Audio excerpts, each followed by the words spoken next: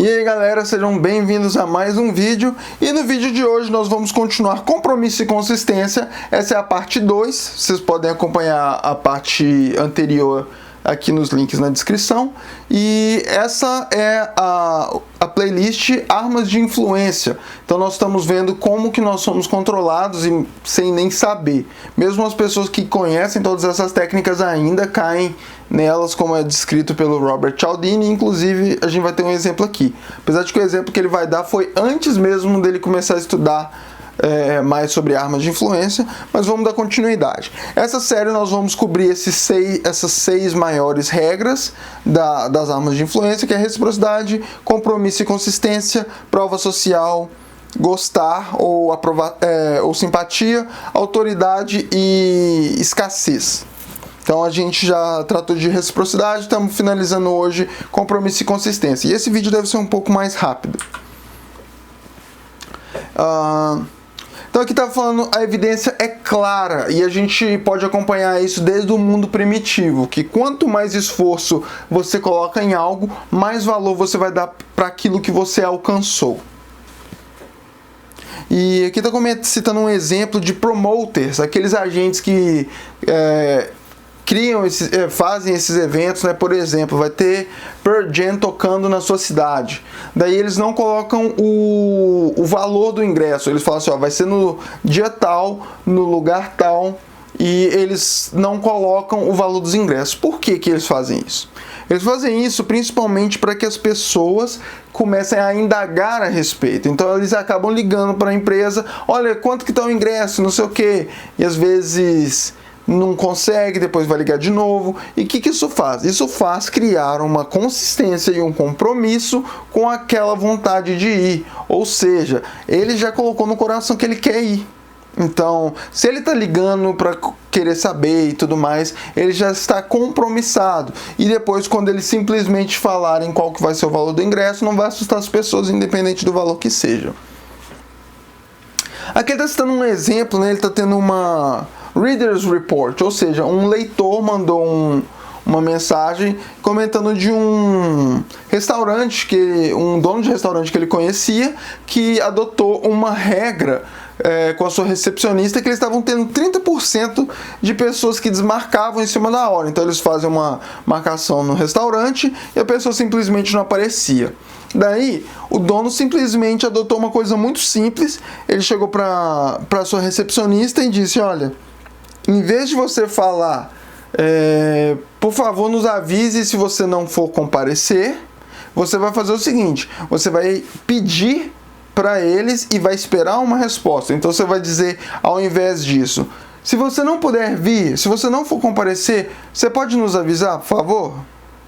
Quando ele espera a resposta, a pessoa, procurando ser consistente com o que ela está se comprometendo agora, ela vai ser muito mais fiel a isso que ela está garantindo com você. E o que mostrou aqui que não apenas essa técnica de consistência vai garantir que as pessoas vão avisar mais, mas além disso diminuiu de 30% as pessoas que não apareciam para 10%.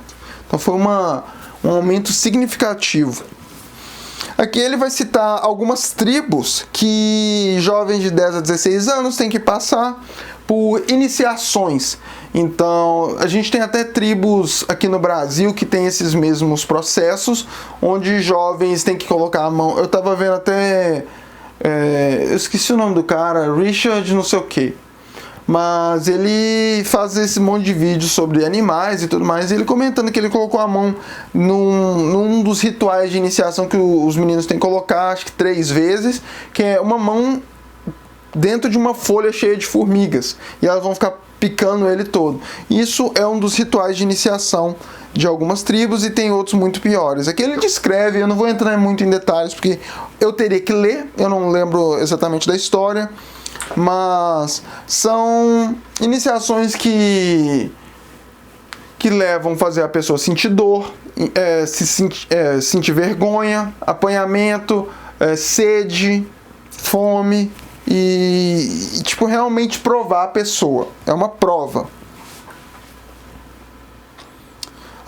Por um lado, o ritual parece extraordinário e bizarro. E impressionante que parece muito com cerimônias de iniciação de fraternidades, conhecidas como Hell Week, ou Semana Infernal. Feita pelos membros mais velhos para testar a exerção física, psicológica e vergonha social das pessoas que estão querendo entrar na fraternidade. E é interessante comentar que é exatamente igual às mesmas coisas que as pessoas nas sociedades tribais, né, mesmo nos dias atuais, mas tanto nos anteriores, que é algo de iniciação mesmo. E aqui ele cita alguns exemplos que já aconteceram no mundo real, né? Tudo aqui é do mundo real, mas algumas situações no dia a dia que são relacionadas a Hell Week. Aqui tem beatings, está comentando uma história que o cara queria entrar, tá? O cara teve que sofrer beatings, né? Apanhar. Aí o desafio que ele teve que fazer foi colocar as mãos para trás da cabeça e deixar os companheiros dele bater na barriga e nas costas dele várias vezes. E o cara teve que ficar uma semana no hospital recuperando de ferimentos internos. A exposição ao frio, aqui eles vão comentar de um cara que subiram 3.000 pés e foram para dentro de uma mata num frio, deixou o cara só de camiseta e short e era um gordinho ainda. Aí falou assim, encontra o caminho para casa. Aí abandonaram ele lá. Aí o cara morrendo de frio, né? Ele caiu, machucou, aí ele não conseguia se movimentar mais e acabou morrendo de hipotermia. Sede. Aí é que aconteceu de que dois caras, acho que eles não seguiram as regras que eles eram forçados a seguir, acabaram que eles ficaram presos por 2 dias. Foi 2 dias? Deixa eu ver. Isso, por quase 2 dias eles só deram para eles comidas salgadas e nada para beber. E eles deram apenas para eles copos para que eles pudessem pegar a própria urina e beber essa urina. Seria o único líquido que eles conseguiriam beber.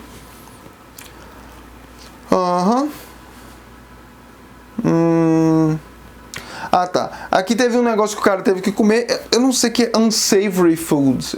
Eu não sei qual que é a melhor tradução para isso. Mas os meninos estavam tendo que comer algo que provavelmente não é tão facilmente digerido, talvez seja grande ou o que foi. Tava banhado em óleo e o cara tentou comer 3 vezes, não conseguiu. Na quarta ele colocou para dentro, mas agarrou e ele morreu asfixiado. Não conseguiu nem sair, nem entrar. Aqui, castigo. Uma pessoa esqueceu o encantamento, né, ou as frases do grupo e foi castigado por ter o membro mais pesado da equipe sentar em cima, acho que do pé dele, com uma tábua, sei lá, e beber cerveja enquanto o cara tava lá parado aguentando isso. E apesar de que o cara não chorou, não reclamou, o osso do pé dele, dos 2 pés, quebrou. Ameaças de morte. Tá. Teve um cara que a ameaça de morte foi o seguinte: os caras chegou para um cara e falou assim: levaram ele para um lugar e cava aí, esse aí é o seu túmulo. E daí o cara cavou, ele deitou lá e aconteceu um deslizamento de terra. A terra caiu toda em cima dele e os amigos não conseguiram tirar ele a tempo. Ele veio a falecer também.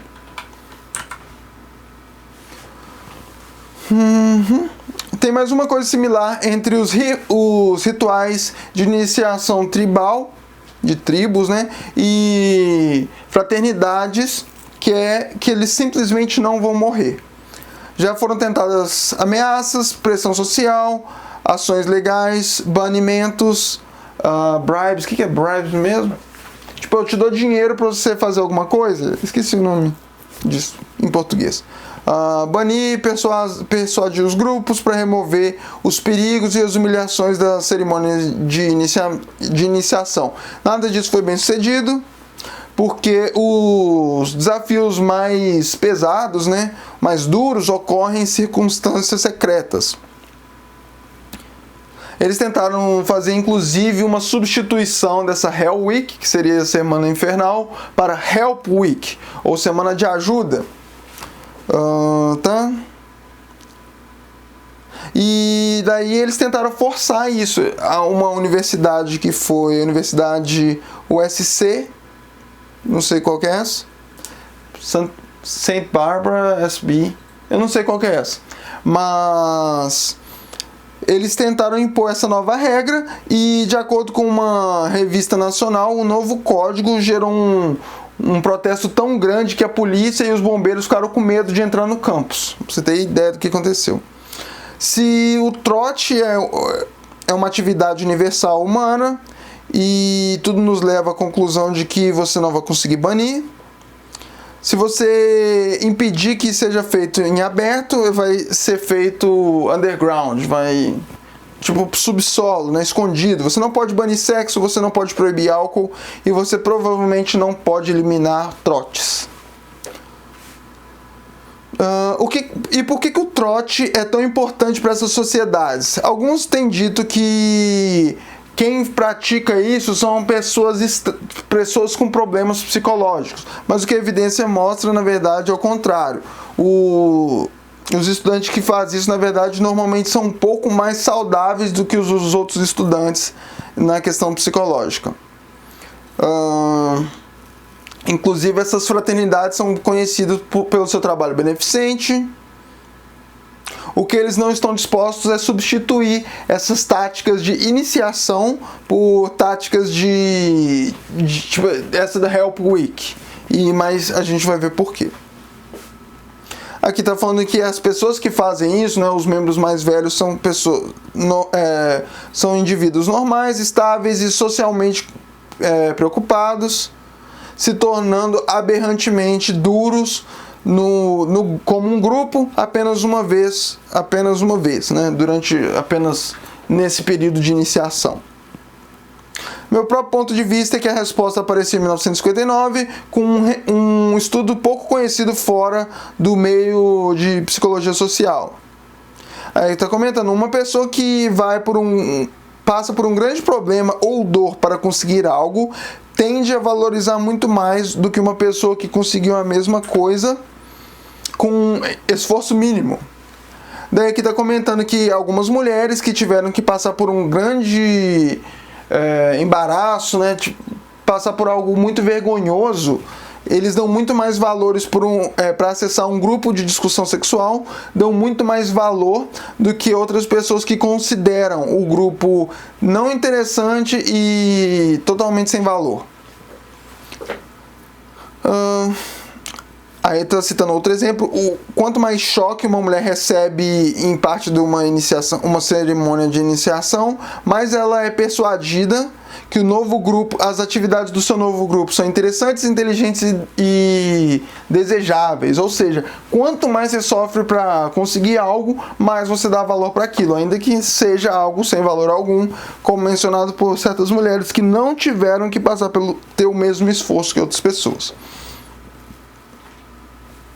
Agora, os espancamentos, as porradas, os rituais começam a fazer mais sentido. Não são atos de sadismo, eles são atos de sobrevivência de grupo. Por isso que é tão... nossas pessoas, inclusive ele citou o exemplo de que as pessoas às vezes são até mais normais, mais saudáveis do que outras, mas por questão de uma sobrevivência de grupo, que é algo que não pertence simplesmente às fraternidades, mas algo da natureza humana, essas coisas não morrem. Para fazer com que os membros da sociedade valorizem mais o grupo, deem mais valor para ele, por isso que é difícil você conseguir algo. Lealdade e dedicação daqueles que vão conseguir aumenta muito mais as chances de sobrevivência e de coesão do grupo. E aqui ele está citando exemplos militares, mas para quem... É difícil uma pessoa que está assistindo esse vídeo não ter assistido Tropa de Elite, mas é a mesma coisa que o pessoal lá do Tropa de Elite teve que passar. Então, espancamento, zombaria, porrada, pede para sair, você é um fraco e não sei o que. Então, E todo mundo fala que quando eles saem disso, o grupo deles é muito bom, foi muito difícil e todo mundo se sente mais capaz, mais preparado para enfrentar as coisas depois disso. A escolha interna, tradução do grupo, né? Examinação de diversos grupos de indoutrinação praticada pelos comunistas chineses e iniciação de rituais de fraternidades nos providenciam valiosa informação sobre compromisso. Parece que os compromissos mais efetivos em mudar a personalidade e a autoimagem, mudar uma autoimagem de uma pessoa e o comportamento futuro são aqueles que são ativos, públicos e que façam esforço, que você precisa fazer um esforço para fazer aquilo. Não tem mais uma outra forma de compromisso que é mais importante até do que esses três combinados. Para entender isso, para entender qual a gente primeiro precisa resolver alguns puzzles, alguns desafios nas ações que os interrogadores comunistas e as fraternidades faziam. Tá, aqui ele vai citar, deixa eu ver se... Tá. Aqui ele cita por que o pessoal recusa trocar a Hell Week por Help Week. Tá. Os chineses queriam, quanto mais vocês lembram da história, né, galera? Se vocês ainda não assistiram o vídeo anterior, é importante para vocês entenderem, porque a gente está dando sequência a exemplos dados anteriormente. Então, os chineses, eles queriam atrair o máximo de pessoas possível para poder fazer aquelas redações, para que eles possam moldar os seus pensamentos, moldar a sua autoimagem e seus comportamentos futuros. No entanto, alguns cigarros e uma fruta fresca eram tudo que o vencedor podia esperar. Nessas configurações, é esperado que os prêmios fossem maiores. Por que não dão uma casa própria? Por que não dão benefícios para andar no acampamento, roupa quente, benefícios de carta e tudo mais? Os chineses poderiam ter aumentado o número de pessoas que... Para isso ele quer dizer o seguinte, que os chineses poderiam dar muitos presentes maiores, né, com uma qualidade maior de valor para atrair mais pessoas. Eles queriam que quanto mais americanos escrevessem as redações, melhor. No entanto, por que eles não faziam? Pelo mesmo motivo que...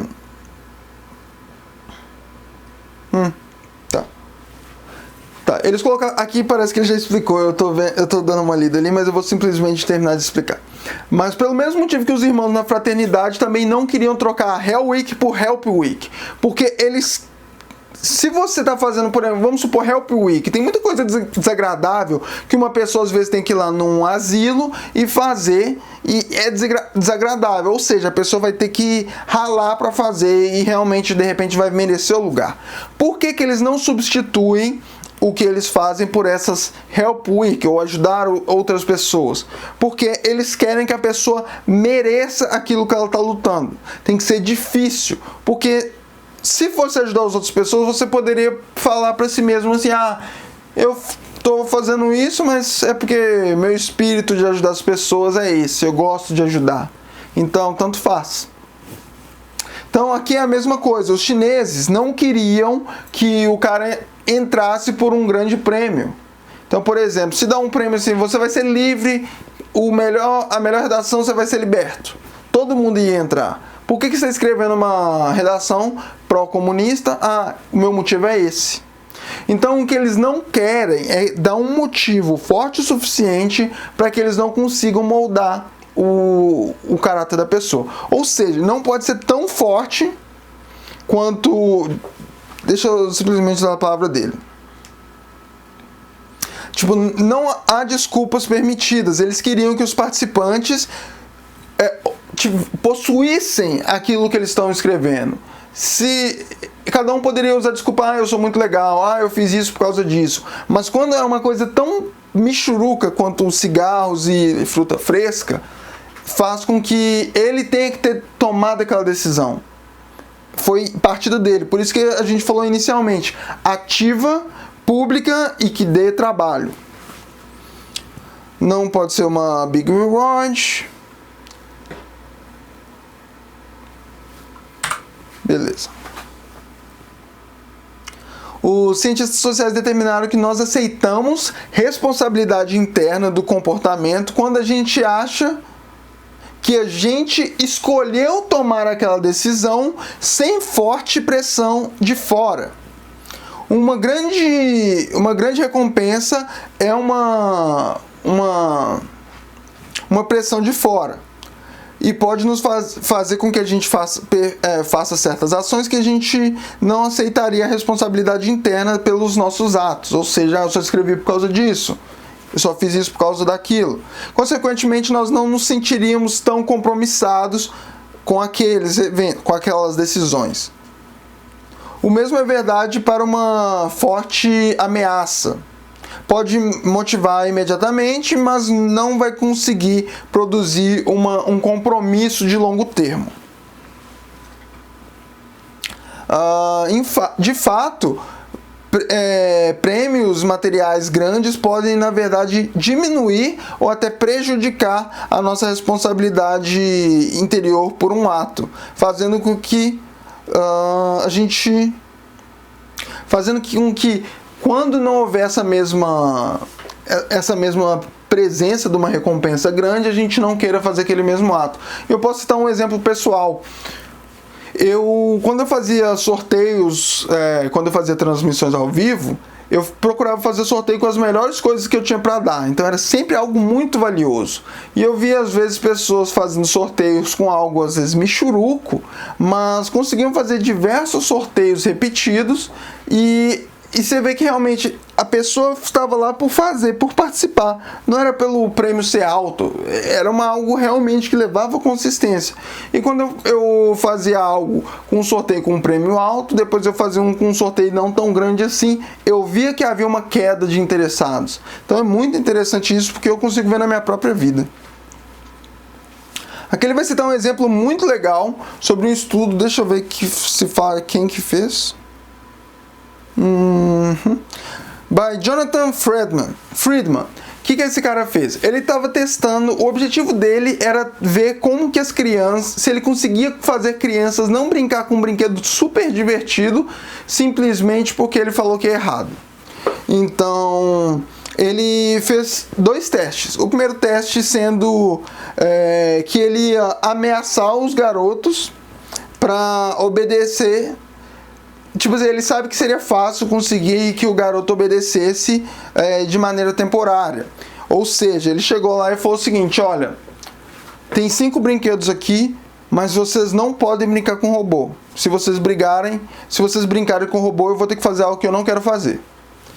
Aí ele sai da sala e observa as crianças por um espelho de um lado só, né? Você consegue ver, mas você não é visto.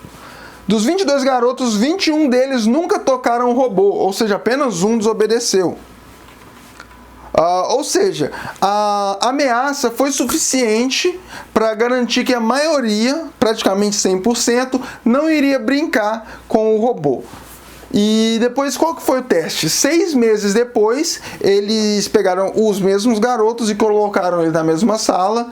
E aí a pessoa, foi uma mulher que não tinha nenhuma relação com o Friedman, ele não mencionou o nome de ninguém, e deixou lá, e ela falou, vocês podem brincar com o que vocês quiserem. Aí 77% dos garotos que anteriormente tinham se negado a brincar com o robô, brincaram com o robô dessa vez. Aqui, 77% escolheram brincar com o robô.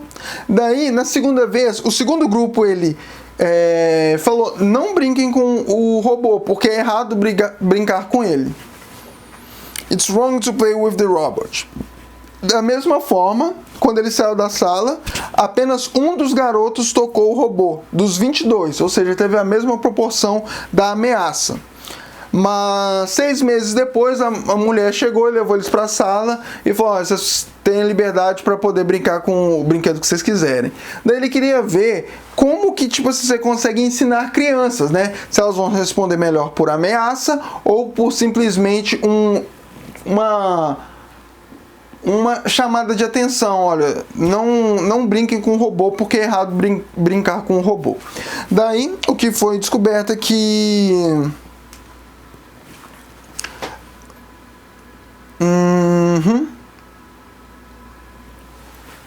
o que foi descoberto no primeiro grupo, antes de eu ir para o segundo, o que foi descoberto no primeiro grupo é que os 77% dos garotos que brincaram com o robô quando não havia o Friedman, né, quando ele já não estava lá, o que foi observado? Que aqueles garotos perceberam que era perigoso, ou era errado, ou eles não deveriam brincar com o robô quando o medo do castigo era um fator. Quando o Friedman não estava mais lá, eles não tinham mais esse receio, daí eles podiam desobedecer ou fazer conforme eles acreditavam, conforme eles queriam. E os garotos que foi simplesmente encorajados para, olha, não brinquem com o robô, porque é errado brincar com robô. Apenas 33% escolheram brincar com robô. Então, no anterior, 77%, praticamente o dobro, quando houve a ameaça, e nesse 33% escolheu brincar com robô. E ele cita até como um exemplo para os pais que querem ensinar para os filhos para não tratar com ameaças, porque o seu filho só vai responder positivamente quando você puder cumprir as ameaças que você faz. Quando ele sentir que não há nenhum perigo, igual se vocês tentam ensinar para alguém assim: olha filha, não mente que senão eu vou cortar sua língua. Ela pode não mentir por um tempo, pode não mentir na sua frente, ela não vai mentir enquanto ela acha que ela pode ser pega. Quando ela aprender que ela consegue mentir sem ser pega, ela vai mentir. Mas se em vez disso você falar algo como: olha, filha, mentir é errado e eu gostaria que você não fizesse. E isso às vezes já é suficiente para algumas crianças. Algumas outras, talvez você tenha que ir um pouco além, do tipo: olha, minha filha, mentir é errado e se você fizer isso eu vou ficar muito decepcionado. Isso às vezes é suficiente, mas talvez com alguns outros tipos de criança você vai ter que falar assim: olha, e se você mentir eu vou ter que fazer algo que eu não quero fazer. Então, cada pai vai ter que saber qual que é o estilo melhor que funciona com o seu próprio filho, mas que fica a dica aqui: o menor tipo de pressão vai causar o melhor resultado. Então, se você conseguir simplesmente falar assim: não minta, filho, porque mentir é errado, e ele acatar, vai ter a transformação mais importante de todas. Essa vai ser a melhor forma de você garantir o comportamento futuro. Aqui ele ainda estava comentando que os meninos que escolheram não brincar com o robô, eles não brincaram porque eles acreditavam ser errado brincar com o robô. Não porque o cara estava lá. Porque, tipo assim, por que você não brincou se não tinha ninguém ali falando que você não devia ou não podia? Então eles acreditam que aquilo é decisão deles também. Então mudou a perspectiva deles, né? Fez com que você guiou a forma como você queria, mas eles decidiram que eles não queriam, porque não havia nenhuma pressão externa. Então, mesmo semanas depois, houve uma mudança dentro deles e eles decidiram que eles não queriam brincar com o robô. Aí ele cita que os outros brinquedos eram muito chatos em comparação. Era tipo uma luva de beisebol sem a bola, um submarino de brinquedo, um outro negócio lá, e nenhum era tão legal quanto o robô. O robô era de controle remoto, mal cabuloso.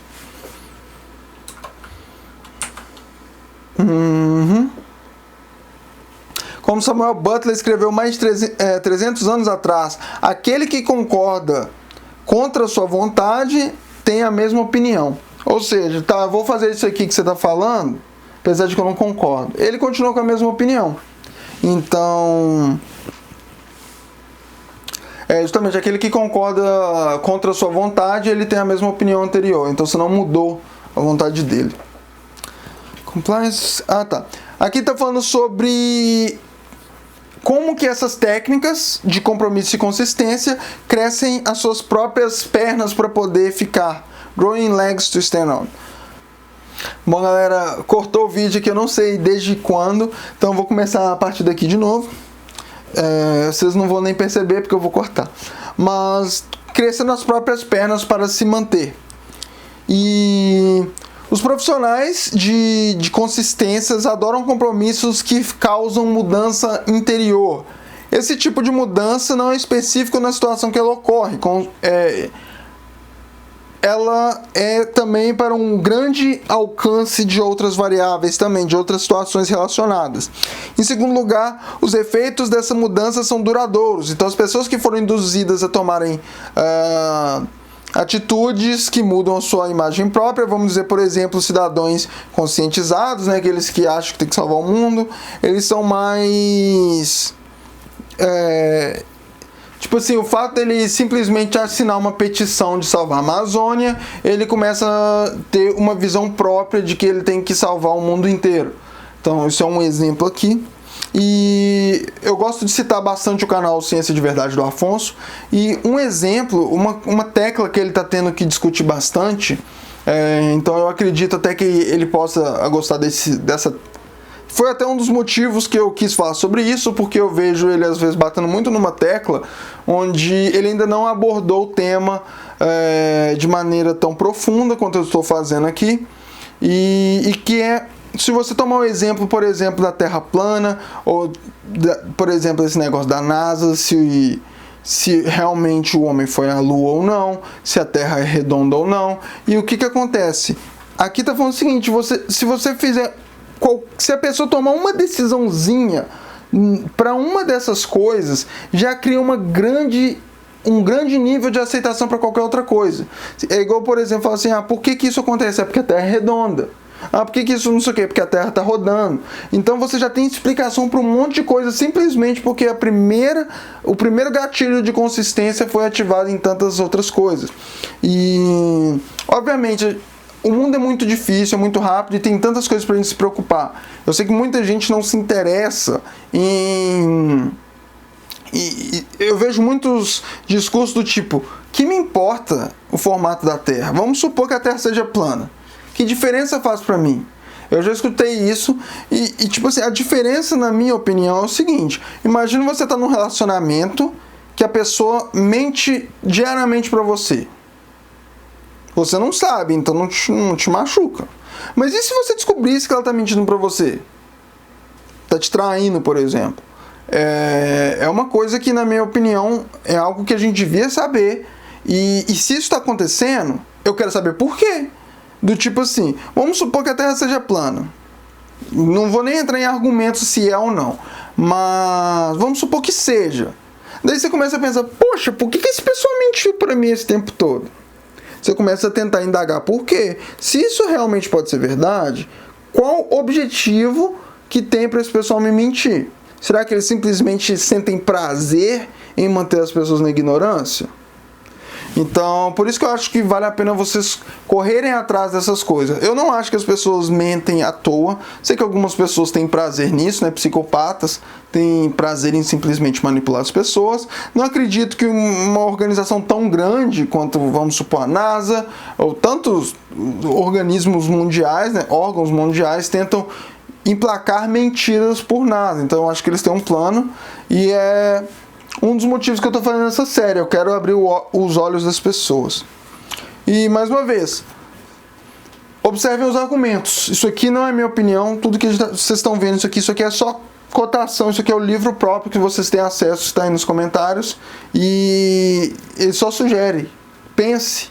Considere os argumentos. A gente ainda vai entrar aqui na parte de autoridade. Vocês vão ver como que o bicho pega em autoridade. Se um médico falou, o pessoal nem pensa. Vocês vão ver como que funciona. Tá, continuando. Tem outra atração pelos os compromissos que fazem a mudança interior. Eles crescem as suas próprias pernas. Não há uma necessidade do profissional de fazer um custoso e contínuo esforço para poder reforçar a mudança. A pressão por consistência vai tomar conta daquilo, vai fazer com que a pessoa mude em todos os aspectos, não simplesmente naquela ação que ele foi convencido. Depois que as pessoas se veem como cidadãos mais preocupados com o mundo, eles vão ativamente já sempre responder da mesma forma quando essa fita for necessária. Tá? Eles vão se tornar mais disponíveis para argumentos que concordam com o que eles acreditam e vão ter mais concordância com, tipo assim, com as coisas que antigamente eles discordavam, mas agora encaixa com o seu roteiro. Por isso você vê, é engraçado que tudo é muito próximo, igual um dos vídeos da Débora recente, ela estava mostrando a parada gay em Manchester, e como que é tudo conectado, a NASA, veganismo e, tipo assim, marcha LGBT, como que é tudo junto. E é engraçado que aqui realmente tudo vai para a mesma linha, é como se todos esses fossem caminhos que estão chegando num denominador comum. Tá. A vantagem de um profissional inescrupuloso é tremenda, porque nós temos... Tá, ele vai falar aqui sobre uma técnica, ele vai citar um exemplo que ele vê em dealerships, que é concessionárias. Então, chama jogar uma bola baixa. Para quem não conhece, low ball é uma palavra que é para coisa de beisebol, que tipo assim, o cara tem a bola curva, tem a bola baixa. Essa aqui é a low ball, ela engana. E aí ele vai citar exemplo de como que funciona. E eu vou explicar de uma vez porque eu não vou ler tudo.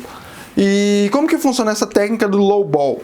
Acontece da seguinte forma: o cara, ele faz uma oferta que para você parece ótima, do tipo assim, olha, $400, você chega lá para comprar um carro. E um exemplo é esse: você chega lá para comprar um carro, eles te oferecem um preço que é $500 abaixo do que o competidor. Você já tinha pesquisado em outro lugar, você sabe mais ou menos o preço, o cara te oferece um descontão. Aí você, todo feliz, já começa a assinar papel, já decidiu, já escolheu a cor, escolheu o que você quer no banco traseiro, no banco da frente, no painel. Daí ele fala assim: você não quer dirigir o carro por um dia e depois você compra, não? Ele mostrar lá pros vizinhos, mostrar pra família e tal. Fala, não, beleza. Depois dali, meu bicho, praticamente caiu na rede, é peixe. Porque já criou tantas pernas para poder ficar em pé que você já começa a pensar em outros motivos que antes você não existia. Esses motivos passam a existir, essas pernas são criadas para poder simplesmente manter aquilo que você já estava achando. Daí o que acontece? Um erro de cálculo, o cara percebe, putz, esqueci de somar o ar-condicionado, vai ficar em mais $500.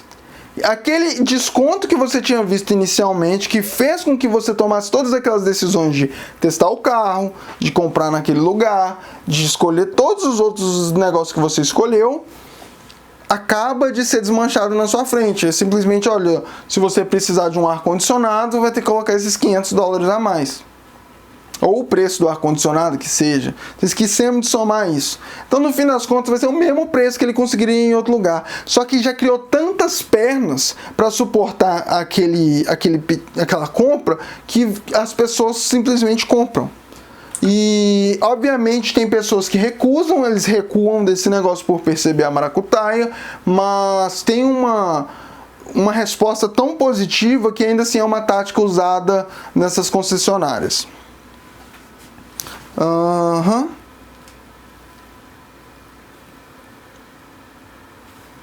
Aqui ele está citando um exemplo de uma mulher que chegou lá, né, nesse negócio de troca, por exemplo, né, troca novo por usado. Ela chega com um carro usado lá e fala assim: ó, eu te dou 25 mil nesse carro. Aí a mulher já pensa, né, porra, esse carro só valia 24 mil, ele tá me dando 25, ótimo, vamos fazer esse troca aí. E depois, aí o cara fala assim: ah, não, a conta tava errada e não sei o que. Daí a mulher se sentiu até envergonhada, achando que tava passando a perna. Aí pediu desculpa pro cara, e o cara, usando a técnica dela, ele conseguiu, quer ver? Ele deu Eu queria ver qual que foi a expressão. Ele deu um sorriso assim, né? Tipo, de boa, eu te desculpo. E a mulher tá dando uma grande comissão pra ele pela venda e ele tá... Tudo bem, eu te perdoo por fazer isso. E ele tá usando a técnica nela, essa safadeza. Daí ele tá comentando, não importa a forma como que low ball, a bola baixa, é utilizada, a sequência é a mesma. Uma vantagem é oferecida algum tempo depois da decisão, mas antes da barganha ser selada, a vantagem inicial é removida. É praticamente incrível que um consumidor ainda compraria um carro nessas circunstâncias, mas ainda assim funciona. Não todo mundo, obviamente, mas é efetivo o suficiente para que seja um procedimento da loja. Aí ele resolveu fazer um teste para testar a sua efetividade e ele acredita o seguinte, ele não viu dessa forma, mas ele acredita o seguinte, aqui uma vantagem oferecida, depois a vantagem removida e mesmo assim funciona. Aí ele decidiu oferecer uma coisa boa e em vez de remover essa coisa boa, ele adiciona uma coisa ruim. Então ele pensa que na matemática isso daria corretamente. Então ele oferece um bom acordo e depois ele adiciona uma coisa negativa. Daí ele é professor de uma universidade, né? Ele convidou alguns alunos, perguntou, ele sempre testa com 2 grupos pelo menos. Aí pro primeiro grupo ele falou assim, olha gente, eu vou fazer quem quer participar aí de um teste de pensamento e vai ser às 7 horas da manhã. Acho que, deixa eu ver se fala quantos por cento. Apenas 24% quis. Daí, depois eles jogaram uma bola baixa. Olha galera, a gente vai fazer um experimento para fazer sobre o pensamento. Quem gostaria de participar? 56% respondeu positivamente. Depois nós adicionamos. Beleza, pessoal, vai ser às 7 horas da manhã, beleza? Se vocês ainda quiserem cancelar aí, quem já disse sim, pode cancelar. Nenhum cancelou. Nenhum. None of them did. 95% dos estudantes que foram lowballed, que foram enganados praticamente, né, que sofreram a técnica, apareceram. Então, ou seja, é muita gente, é muito cabuloso. A coisa impressionante da técnica lowball é a habilidade de fazer a pessoa se sentir satisfeita com apenas escolhas pobres. Isso é efetivo principalmente para aqueles que só têm escolha ruim para você. É justamente aquilo lá, né? O que você quer? Você quer o ruim ou o pior? Então é justamente isso. É assim que a técnica de lowball funciona melhor. Aí ele cita aqui ainda o caso da vizinha dele, né, da Sarah e do Tim, que o Tim é um mestre da lowball. Ele chegou e fez aquela proposta inicial, né? Não, vamos casar. Larga o cara aí, vamos casar, eu vou parar de beber e tudo mais. Depois, ele simplesmente removeu as coisas boas. E a Sarah é uma vítima dessa técnica, né? Ele comenta que ele nunca falou com ela porque ele tem certeza de que ela odiaria ele por causa disso.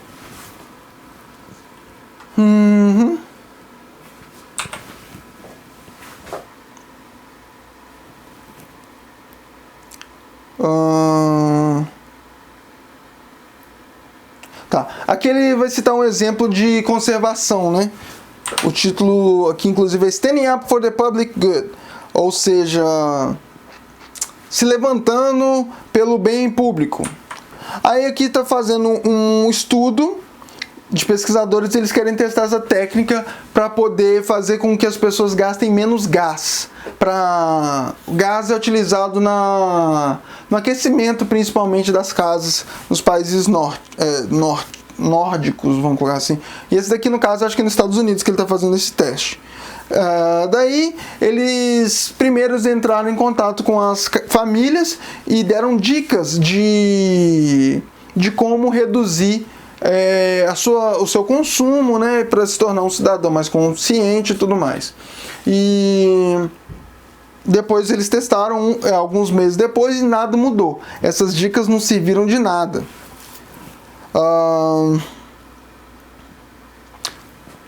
Daí eles adicionaram uma coisa diferente. Eles falaram assim: não, agora vamos fazer esse pessoal, vamos fazer uma tática diferente, vamos usar uma lowball.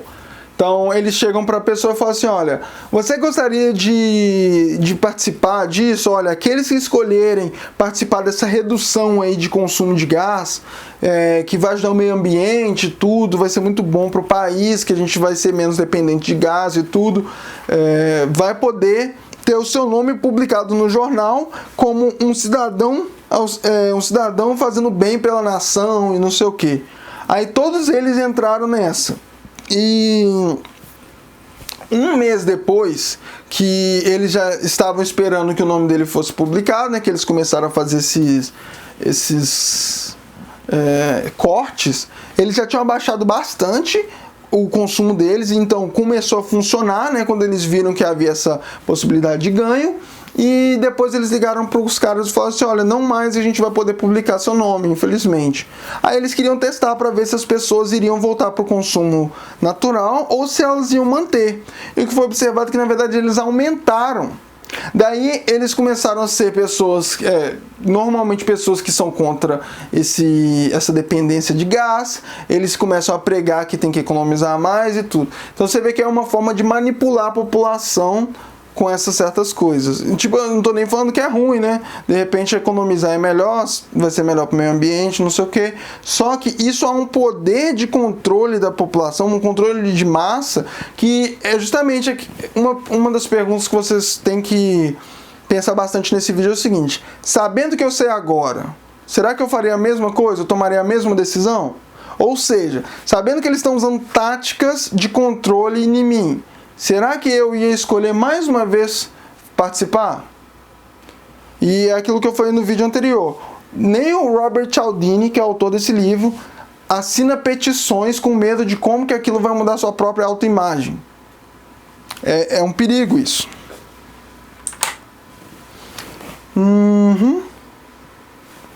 Aqui ele tá citando o exemplo da lowball, que esse exemplo aqui vai ser do próprio, mas vocês podem pensar, esse exemplo vai ser do negócio de conservação de energia, mas vocês podem pensar também como o lowball do carro. Então primeiro é dado um motivo para quê? Para conservação. Então aqui é a publicidade: olha, nós vamos fazer você ficar famoso aí, como cidadãos aí que estão lutando pelo meio ambiente, ajudando a conservar e tudo. Então primeiro é isso que tem. Depois começam a criar pernas, que foi inclusive o título do capítulo. Cadê? Crescendo pernas para poder ser suportado. E aqui é simplesmente um exemplo. Inicialmente era a publicidade que deu o sustento para isso tudo. Aí entrou assim, aumentou a autoestima da pessoa, nova autoimagem, a dependência de gás externo, precisa reduzir. E diminui a conta. Agora, tipo, até o bolso deles está melhorando, estão tendo que pagar menos dinheiro. Aí quando você derruba uma das pernas, que foi a perna inicial, ou seja, imagina derruba isso aqui no começo. Não tem conservação se não tem publicidade. Mas aqui, depois de excluir a publicidade, as pessoas continuam com a mesma visão. Começou aqui, e mesmo sem isso depois, nada mudou. É impressionante. Aqui ele vai tratar da defesa. A gente está terminando já esse vídeo. A única defesa que eu conheço, na verdade falta um pouquinho, porque ele ainda vai citar a história dele. A única defesa que eu conheço do compromisso e consistência é perceber que, apesar de que consistência normalmente é bom e mesmo vital, há uma idiotice rígida que a gente tem que tomar cuidado. Nós devemos tomar cuidado com a nossa tendência de automaticamente responder sem pensar, aliás, nossa consistência sem pensar, porque isso pode deixar pessoas manusearem ou explorarem de forma mecânica nosso compromisso e consistência para lucrar. E mais uma vez, lucro não precisa ser financeiro, viu, galera? Já que a resposta automática, a consistência automática é tão importante, nós não podemos simplesmente eliminar das nossas vidas. O único dilema é saber quando essa consistência pode nos levar numa decisão pobre, quando a gente pode tomar uma decisão ruim. E tem alguns sinais. Dois tipos de sinais, um em cada diferente parte do nosso corpo. Aí é o sinal do estômago. Os nossos estômagos, quando a gente percebe que a gente foi preso dizendo sim para um pedido que a gente não quer fazer. Ou seja, alguém pede para você fazer uma coisa, mas você não pode recusar, não tem como recusar isso. Aí ele cita um exemplo dele que aconteceu. Stunning young woman, uma mulher linda e jovem. Aí o que aconteceu? Bateu na porta da casa dele alguns anos antes dele começar a fazer esse estudo, e a mulher chegou lá, uma mulher linda, né, jovem, e ela tava com uma prancheta. Olá, eu tô fazendo um estudo sobre o comportamento das pessoas no seu negócio de lazer. Será que você poderia responder algumas perguntas? Ele, claro, não sei o que, né, já preparou assim para dar aquele migué. Aí a mulher linda, olá, fazendo não sei o que, claro, pode entrar. Eu vou sentar aqui e começar então. Quantas vezes por semana você diria que você sai para jantar? Provavelmente 3, talvez 4 vezes por semana. Sempre que eu posso, na verdade. Eu adoro um restaurante chique. Legal. E você normalmente pede vinho com o seu jantar? Só se for importado. Vejo bem. E com relação a cinemas, você vai muito ao cinema? Cinema? Eu não posso me conter com bons filmes. Eu especialmente gosto dos sofisticados, com as legendas lá embaixo. E você? Você gosta de ver filmes? Sim, eu gosto. Mas vamos voltar para a entrevista. Você vai para muitos concertos? Definitivamente. A sinfônica, principalmente. Mas eu também gosto de um pop de qualidade também. Ela escrevendo rápido. Ótimo. Só mais uma questão. E com relação a peças teatrais ou a companhias de balé, você vê eles quando eles estão na cidade? O balé, o movimento, a graça, a forma. Eu amo. Marca aí como uma pessoa que ama o balé. Vejo todas as vezes que eu posso. Ela, ótimo. Deixa eu só ver aqui meus números por um momento, Sr. Cialdini. Na verdade é Dr. Cialdini. Mas isso é tão formal. Por que você não me chama de Bob? Ok, Bob. De acordo com a informação que você me deu, eu estou feliz em te dizer que você pode salvar $1.200 por ano juntando-se ao Clube América. Uma taxa, né, que você pode assinar para poder ser membro e não sei o que. Aí ele, preso como um pequeno rato. Acho que sim. Ele comenta que se lembra bem do estômago dele sentindo na hora. E o cérebro dele falando, ei, você foi pego aqui. E eu não conseguia ver uma saída. Eu estava preso pelas minhas próprias palavras. E ele tinha duas alternativas. Se ele tentar voltar agora, ele ia ser feito como um mentiroso, ele ia ser visto como um mentiroso, e a opção era... ok. Tá. Ele tinha duas opções. Nessa situação, né? Eu percebi que eu tô preso. Qual que são minhas opções agora que eu tô preso? Ou eu volto atrás...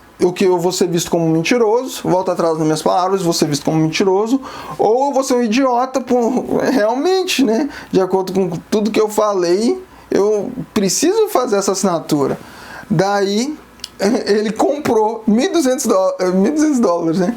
Ele falou, eu pareceria um idiota se eu não compro o negócio, e tudo mais. Aí ele comprou, mesmo que eu sabia que ela armou pra cima de mim, mas ainda assim eu comprei, para ser consistente. Não mais disso, eu agora escuto o meu estômago, e eu descobri um jeito de lidar com essas pessoas que tentam utilizar o princípio em mim. Eu simplesmente digo exatamente o que eles estão fazendo. Eu já até ensaiei, se aquilo acontecesse de novo, eu já sei até o que eu diria. Aí ela, claro, alguém tão socialmente vigoroso como você adoraria aproveitar as tremendas vantagens que nossa companhia tem para oferecer. Aí ele, na verdade, muito errado. Você vê, eu percebo o que está acontecendo aqui. Você começou com essa história de que está fazendo uma pesquisa para fazer com que as pessoas falassem como que elas saem, e obviamente elas iam falar um pouco acima, né? Para exagerar, para parecer que é mais badalado. Mas eu me recuso a permitir ser colocado nessa posição, utilizando de mecânicas de compromisso e consistência quando eu sei que está indo para um lugar errado. No click word for me, que é o negócio da fita, né? Não vou tocar a fita e repetir simplesmente por consistência, não. Ela, deixa eu colocar dessa forma. Seria estúpido para mim gastar dinheiro em algo que eu não quero, e eu tenho uma excelente autoridade diretamente do meu estômago dizendo que eu não quero esse plano. Então, se você ainda acredita que eu vou comprar isso, você provavelmente ainda acredita na fada do dente. Certamente alguém inteligente como você consegue entender isso. Acho que sim. Aí ele comentando que essa é a defesa número 1. Você sente na hora. Putz, velho, o que eu vou fazer? Aí comentando, o Heart of Hearts. Eu não sei qual que seria a melhor tradução. Estômagos não são o órgão mais sutis ou perceptíveis, apenas quando é óbvio que a gente foi colocado num canto que a gente consegue perceber e transmitir a mensagem. O estômago nos diz que a gente que algo está errado pra gente. Aí comentando sobre a Sarah, por exemplo. A Sarah não pensa que ela tomou uma decisão errada, ela está convencida de que foi uma boa escolha. Aí o Heart of Hearts é, por definição, o lugar que a gente não consegue enganar a nós mesmos.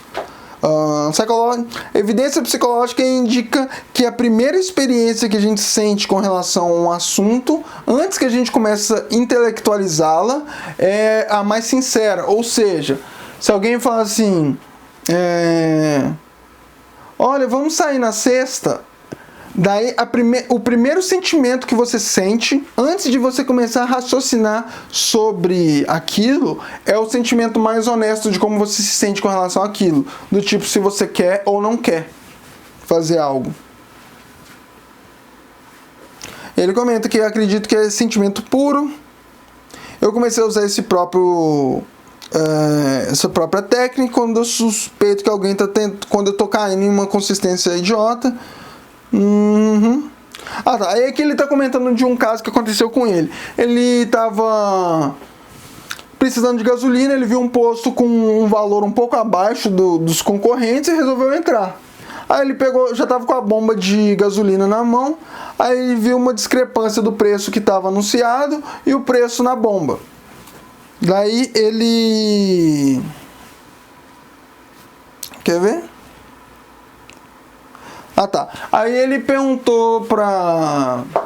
Ele viu um atendente, né? Alguém do posto passando. Aí o cara viu ele com a bomba. Perguntou assim, uai, você não vai colocar o gás, não? Aí ele falou... Pera aí, deixa eu ver se ele já tinha falado. Sim. Eu não gostei da discrepância de preço. Aqui tá falando uma coisa, aqui tá falando outra. Aí ele falou assim, é porque o preço mudou na semana passada e a gente não teve tempo de mudar ainda. Aí ele começou a pensar em algumas razões para ficar. Olha, eu realmente preciso de gasolina e essa bomba está disponível e eu já estou meio com pressa. E eu acho que, particularmente, essa gasolina aqui funciona melhor no meu carro. E deixa eu lembrar mais uma vez vocês desse desenho, que esse desenho é ótimo. Primeiro chegou, ele já estava com a bomba na mão. Aí ele começou a criar motivos. Olha, meu carro funciona muito bem com esse tipo de gasolina. Eu já estou aqui. E eu estou sem gasolina, eu estou com pressa. Então começa a criar várias coisas. E o motivo inicial era o preço melhor, que já foi removido. Ou seja, só esqueceu de mudar de acordo com o cara. Tá.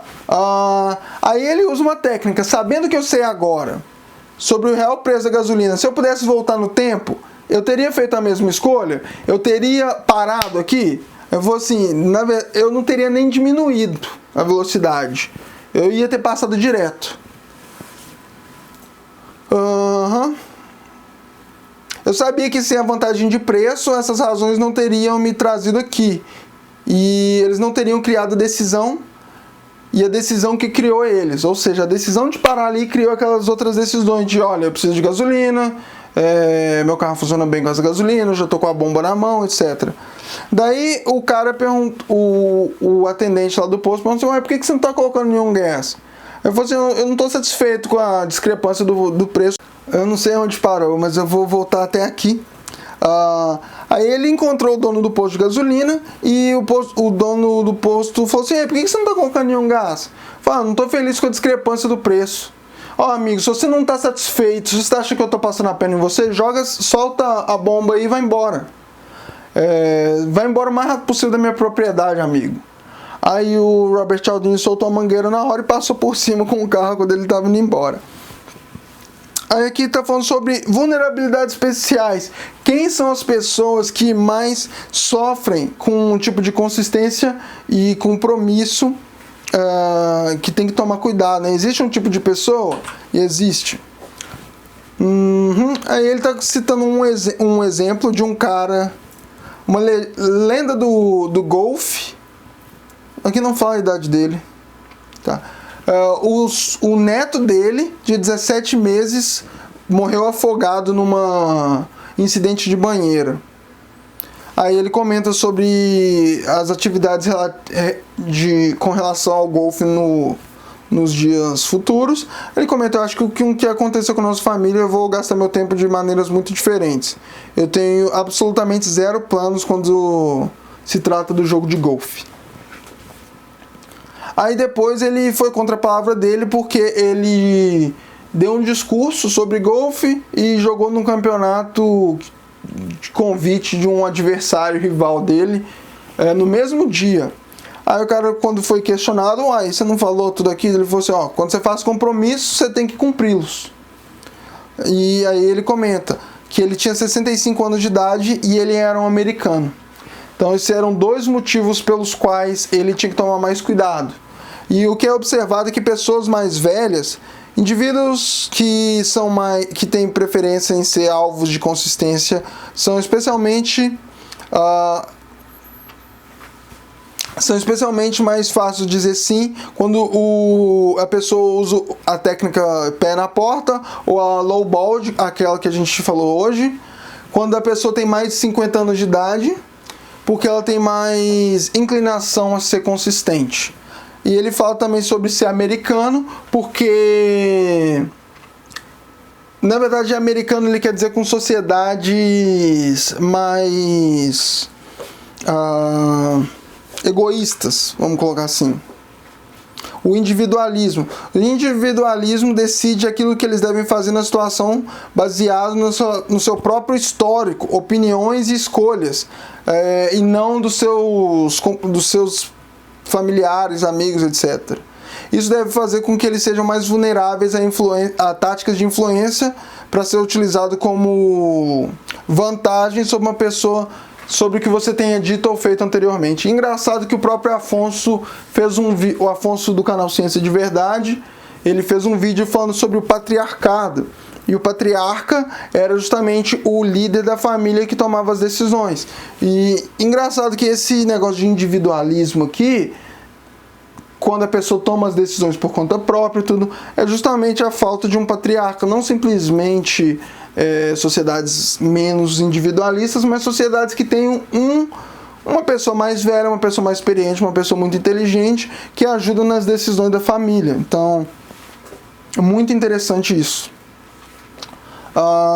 O summary, ou seja, resumo do capítulo, os psicólogos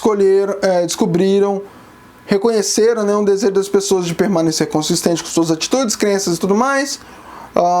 Isso é importante pra caramba e tudo mais. Dentro do realmo de compliance, né, de dizer sim, conseguindo um compromisso inicial é chave para poder fazer esse controle e a mudança da perspectiva do cara. E compromissos, decisões, mesmo as erradas, têm uma tendência de fazer crescer suas próprias pernas, que foi o que a gente discutiu agora. E para reconhecer e resistir a essas influências, essas consistências, a gente tem que escutar os nossos sinais, que vem principalmente do estômago, do heart of hearts, que é aquele primeiro sentimento que a gente tem quando a gente primeiro escuta. E acabou esse capítulo, galera. Próximo vai ser prova social. Esse foi bem longo, né? O próximo vídeo provavelmente deve ser postado na quarta que vem. Eu vou estar me mudando esse final de semana, então eu vou estar muito ocupado. Eu devo postar um outro vídeo, talvez na segunda-feira, mas não vai ser relacionado a esse tópico, porque dá muito trabalho. Vocês veem que cada vídeo tem mais de 1 hora, é um conteúdo complicado. Mas eu espero que nesse vídeo vocês tenham entendido um pouco mais sobre compromisso e consistência e como que essas armas de influência são perigosas e são boas da gente conhecer também. E a gente pode melhorar a nossa qualidade de vida e aprender muito, igual por exemplo, se a gente vê que o individualismo é uma coisa que faz com que a gente possa cair mais nessas táticas que tem por objetivo nos enganar, é melhor que a gente volte para práticas de ser menos individualistas. Um exemplo aí seria o patriarcado. E, bom, galera, com isso eu quero encerrar o meu vídeo. Um dia eu ainda vou falar sobre a diferença do patriarcado, né, e machismo, que às vezes as feministas dizem que quer acabar com o patriarcado, mas patriarcado é totalmente diferente de machismo. A gente vai falar sobre isso ainda. No mais, o próximo vai ser sobre prova social. A gente está chegando lá. Mais uma parte terminada. E é isso aí, eu queria agradecer a presença de todos. Adoro receber o feedback de vocês, então continuem mandando nos comentários e eu estou respondendo todos os comentários enquanto ainda posso. E dá um like, se inscreva no canal, clica no sininho para receber notificação. E é isso aí. Obrigado pela sua audiência. Fica com Deus, tenha um bom dia e continue aprendendo.